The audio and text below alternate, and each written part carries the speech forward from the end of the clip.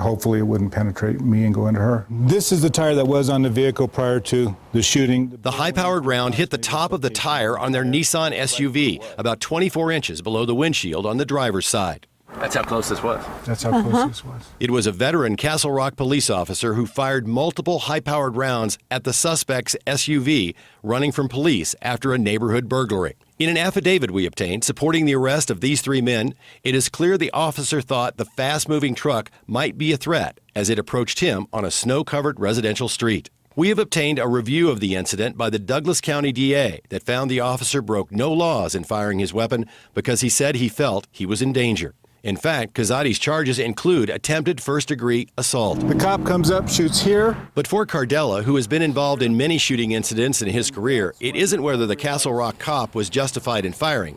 It is when he should have stopped firing, and whether he was using the proper weapon in an area surrounded with houses, businesses, and a high school. He has a 12-gauge shotgun. With buckshot in it.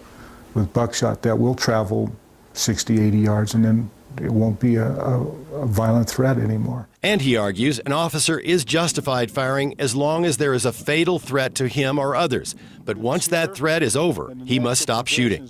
In this case, Cardella says the officer had every right to shoot at a vehicle he thought might run him over.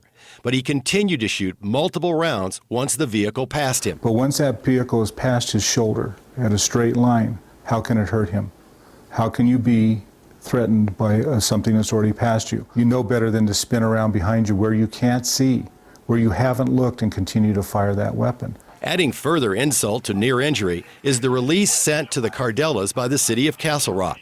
Initially, the city refused to pay for their vehicle's damage until he agreed that his was a doubtful and disputed claim and that he wouldn't sue. That infuriated me to the point where I said, this is unacceptable. That's when he sought legal help to get his money. But for Susan, the ordeal is far from over. I'm seeing a therapist right now because I can't be around loud noises. It terrifies you. I want to know what happened. But Mike Cardella says the Castle Rock Police Department will not deal with him. I want to know what the findings were. I wanted to be able to read the reports. I've got questions that need to be answered. Now, Castle Rock Police Chief Jack Cawley has refused to release records or answer any questions about the incident, but in a statement claims his internal review found the shooting to be in compliance with department policy. So if the officer did nothing wrong, why are the internal records secret? The chief in the city of Castle Rock and the attorney there claims providing details about the incident could harm the ongoing criminal investigation involving the three burglars. We're, of course, going to continue digging for answers. I'm CALL7 Investigator John Ferrugia. Thank you, John. And if you have a story idea for the CALL7 investigators, you can call this number, 303-832-7777. You can send an email to call7@thedenverchannel.com. You can also use the Tell Us button on the 7 News app.